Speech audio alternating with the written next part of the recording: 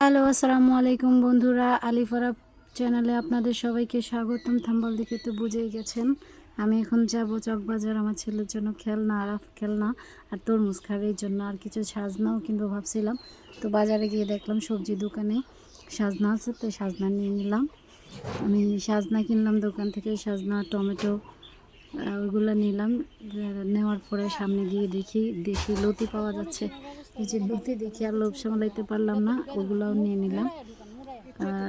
লতি কেনার পরে আমি আবার গেলাম হাঁটতে হাঁটতে। লতি কেনা শেষ হলে তারপরে আমি আসতে সামনেই ওই যে খেলনার দোকান, মাটির খেলনা দিয়ে খেলবে নাকি, ওই যে গেলাম সামনের দোকানে। গিয়ে দেখি যে মাটির খেলনা আছে, ওইখান থেকে একটা সেট মিলাই নিলাম। সেটার মধ্যে এই যে এই জিনিসগুলো ছিল।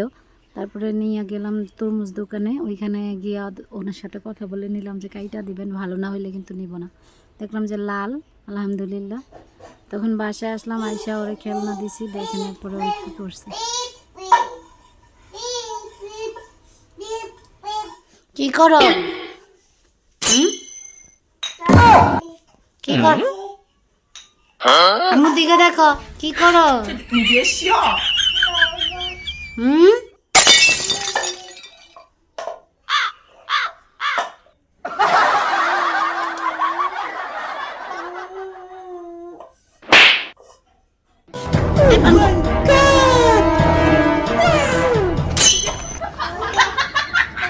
তরকারি হয়ে গেছে?